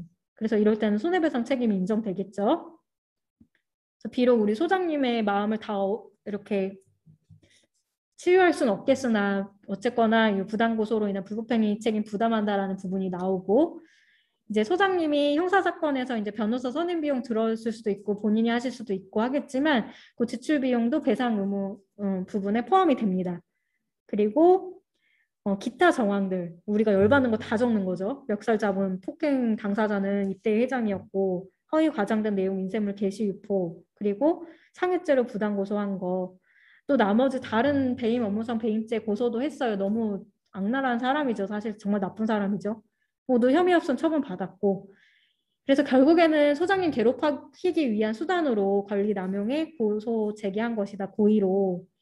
그래서 정신적 손해배상 책임이 있다라고 했는데 이건 좀 높게 책임 부담이 나왔을 거예요. 그러니까 이게 이제 아시겠죠? 앞에 모욕과 달리 이런 거는 좀 여러 가지 입체적인 시달림을 받으신 케이스라서 좀 더 금액적으로 더 나올 수는 있지만 얼마나 힘드셨을까 싶으면 진짜 좀 저도 마음이 정말 좋지 않습니다. 그래서 일단 이런 일이 없으신 게 가장 좋겠지만 지금 이 느낌으로 이런 케이스가 있으면 좀 연결해서 처음에 법리 서술하시고 물론 앞에 규정은 넣으시고 그 다음에 아까 대법원 판결 인용하시고 그 다음에 이러이러한 정황들이 굉장히 권리 남용에 해당된다. 불법행위를 구성함으로 손해배상 책임이 있습니다. 이렇게 소장에 적을 수도 있겠죠.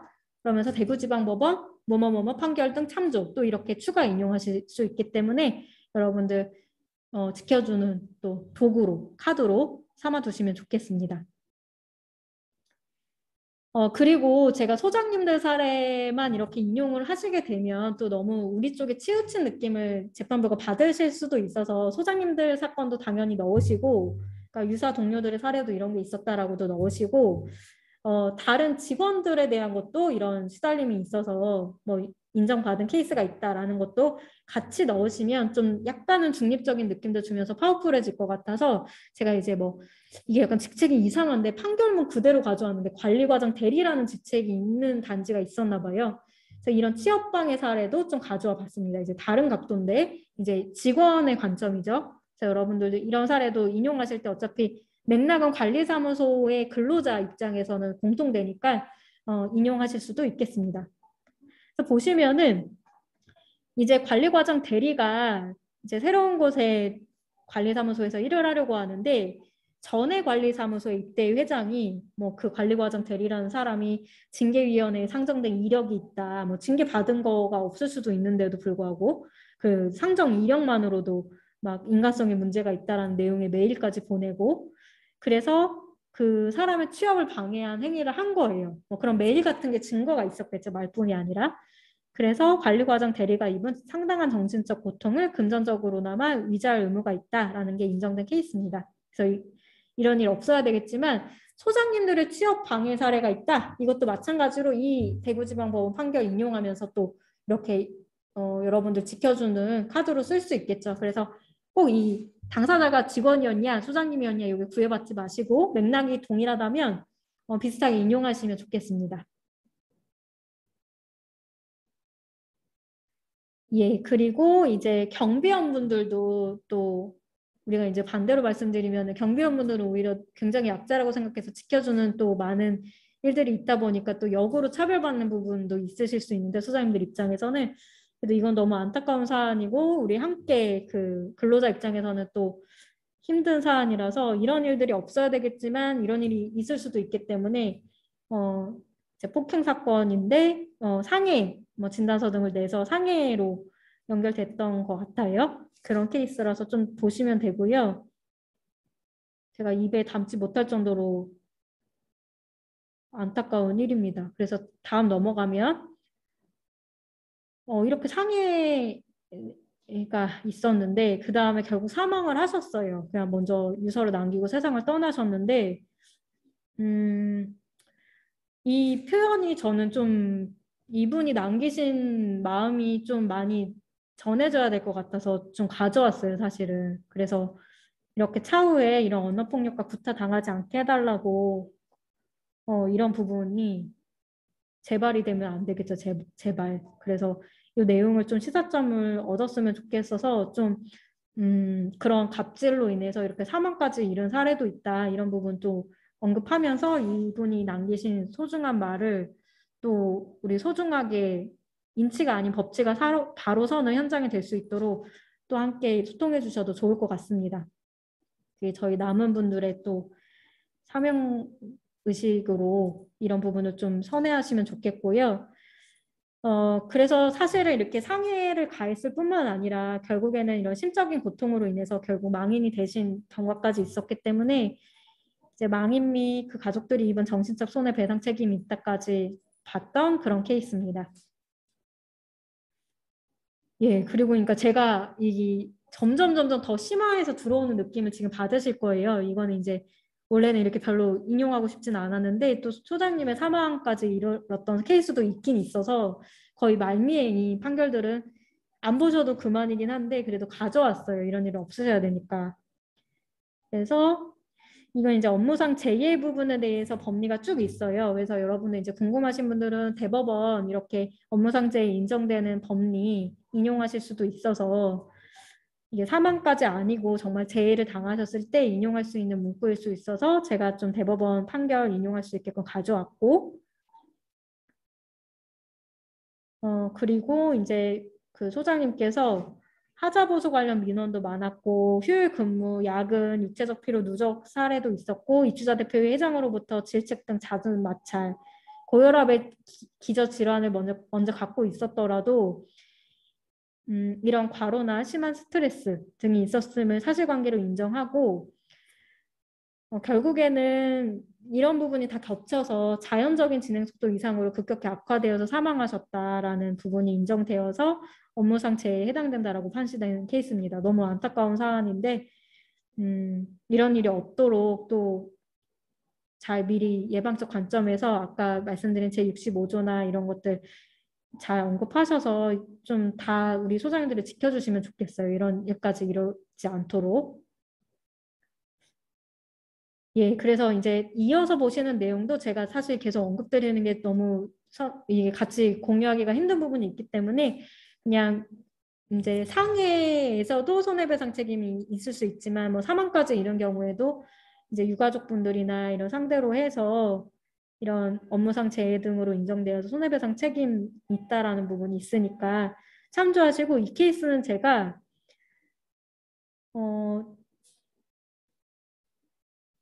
주택관리업자의 어떤 관점으로 주장할 수 있을 것 같아서 사실은 가져왔어요. 그러니까 좀 여기 보시면은 관리주체가 이 경비원의 근무기피지라는 부분을 널리 알려져서 또 애로사항 등에 대해서도 인지하고 있었기 때문에 그 부분을 세심하게 신경 써야 할 그런 부분이 있었고, 근데 그럼에도 불구하고 적극적인 보호 조치를 취하지 않고 사직을 권유했다거나, 그리고 뭐 예를 들어 관리주체가 근무부서 변경 등 이런 것들도 하면 좋은데 하지 않았고, 이런 것들이 비록 여기서는 경비원이 당사자였지만 주택관리업자와의 관계에선 소장님이 또 이런 맥락에 해당 당사자가 될 수도 있거든요.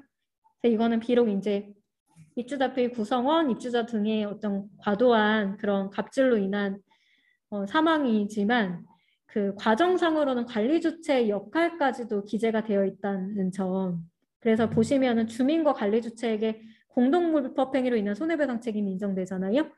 그래서 이런 일로 손해배상 책임을 묻는 거랑 변론으로 미리 이런 일이 일어나지 않도록, 사망까지 특히 이르지 않도록 관리주체가 이런 역할을 할 필요가 있다. 이런 부분이 사견이 아니라 이런 케이스도 있었다. 너무 유감이지 않느냐. 나도 적극적인 보호 조치 취해달라. 이렇게 말씀 올릴 때 이 중앙지방법원 판결이 유의미할 것 같아서 좀 내용을 가져와 봤습니다. 주택관리업자의 역할도 저는 참 중요하다고 생각하기 때문에 여러분들 함께 봐주시면 좋겠습니다.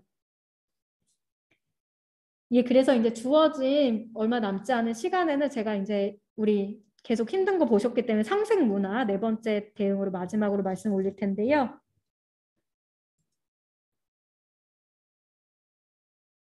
이것도 역시 제가 좋아하는 시입니다. 이렇게 좀 우리 무겁고 부서지기 쉬운, 부서지기도 했을 마음이 올 때 뭔가 사람을 마주한다는 거, 내가 귀한 존재인 사람이기도 하지만 그 사람과 사람 간의 소통을 할 때 그 사람이 다가온다는 것 자체는 과거, 현재, 미래가 담긴 일생이 온다는 거, 이게 참 중요한 것 같아요, 저는. 그래서 여러분들이 이 관점으로 상생하는 마음, 그러니까 사람과 사람 간에 온기가 있고 상생하는 관점에서는 그 사람도 나만큼이나 귀한 존재라는 거, 이게 참 중요한 태도 같아서 이 시를 가져와 봤고요.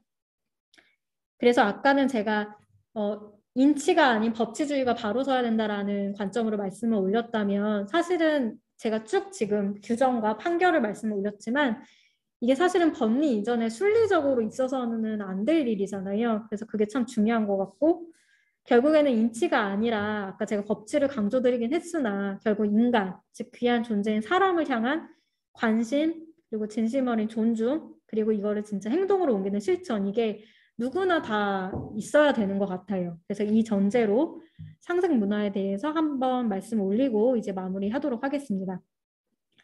자, 화면에 보시는 인천광역시, 우리 인천시의 강의잖아요. 공동주택관리 종사자 인권 증진에 관한 조례, 우리 한 분 한 분 힘써주신 덕분에 작년 12월 31일부터 제정되고 시행됐습니다. 전국 최초로 제정되고 시행됐죠. 그래서 제가 쭉 그 자치법규 정보 시스템 들어가서 봤더니 인천광역시 이후에 그래도 다른 데서도 이 조례를 토대로 마련을 하는 추세더라고요. 그러니까 시작은 인천광역시고 이후에도 이게 선례가 되어서 전파 중에 있는 것으로 확인을 하고 왔습니다. 작년 12월 31일부터 2020년 12월 31일부터 전국 최초로 이 조례가 제정되고 시행되고 있다는 점에 대해서 또 우리 자긍심을 가지시면 좋겠고 거기에서 주요 규정을 좀 말씀드려 볼게요. 우리 제가 사람과 삶의 터전을 가치 있게 잘 보살펴 주시는 우리 주택관리사분들 비롯한 이제 관리 종사자분들 차별받지 않을 권리, 기본 시설을 이용할 권리, 입주자 등과 주민과 상호 존중을 바탕으로 인권의 침해가 없는 평온한 환경에서 근무할 권리를 가진다. 그러니까 사실은 제 아이디어인데요. 이거는 우리 소장님들께서 잘 소통하시면 되고 또 잘 하시겠지만 저보다 더 아이디어가 풍부하시겠지만 아까 그 제65조 2월 11일부터 시행되는 조문이랑 그리고 제65조의 3 이런 조문이랑 이 조례, 인천광역시에 지금 소재지에 근무를 하실 것이기 때문에 이런 것들을 좀 엮어서 좀 메인 포인트로 담고 싶은 것들 아까 제가 안내조로 뭐 신년 같은 때 그 시행 직전에 조금 안내하시면 좋겠다고 말씀 올렸는데 이 조례도 솔직히 다들 좀 모르실 것 같거든요. 근데 솔직히 이게 조금 여러 우리 주택관리사분들이 아까 관리사무소장 부당간섭 배제 규정만 멀뚱히 이렇게 좀 이렇게 개정 시행될 예정에다 올리는 게 너무 우리만 내세우는 것 같아서 마음이 좀 그러시면 여기 이 조례는 이미 2020년 12월 31일부터 시행되고 있습니다라고 남기시면서 관리 종사자의 권리로 하면 여기에는 소장님뿐만 아니라 다른 우리 근로자분들, 직원분들 들어가시잖아요. 그렇게 이제 권리가 이제 예를 들어서 여기 조문 4조 1항에 따르면 3가지잖아요. 그런 것들을 그냥 예쁘게 적어서 어필하실 수도 있겠죠. 예를 들면 이런 권리를 토대로 하여서 내년 아니면 이제 2022년 되면 2월 11일부터는 이런 부당간섭 배제 규정도 주민 등을 포함하여서 강화되어서 시행될 예정입니다. 이렇게 안내할 수도 있겠습니다.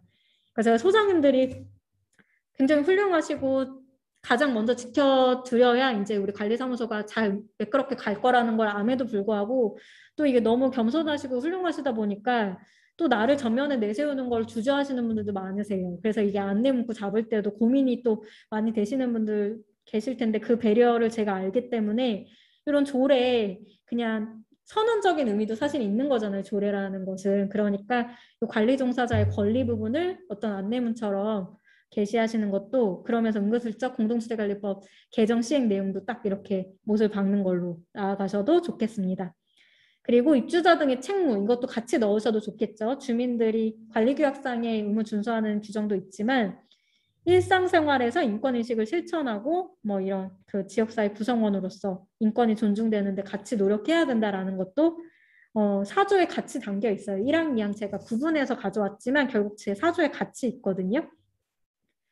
그리고 이제 그 우리 시장군수구청장이 사실조사 의뢰하시는 것도 있겠지만 예방적으로 뭐 예를 들어서 그 공무원한테 뭐 시장이 이 조례 근거로 하여서 연 1회 이상 관리종사자 차별금지 기본시설의 설치 이용 및 인권 보장을 위한 교육 홍보 이루어질 수 있도록 노력해야 된다라는 규정 조례에 있는 거 이 고무적으로 인천광역시가 최초로 시행 중에 있지 않느냐 이게 또 좋은 실천적인 선례가 되도록 이것 좀 연일회 이상 잘 해주시면 좋겠다라고 그냥 이렇게 은근슬쩍 또 소통할 수 있겠죠. 역시 사견이 아니라 이들이 만들어준 조례잖아요. 그래서 여러분들이 시장에 협조를 요청하실 때도 이제는 좀 이런 근거가 생겼어요. 단순히 이제 부당간섭 사례가 이루어졌을 때 우리가 이제 사실조사 의뢰하는 그런 사후적인 관점뿐만 아니라 사전적으로도 이렇게 인권 교육 및 홍보가 이루어질 수 있도록 비록 법령은 아니나 우리 인천광역시 내부에선 최초로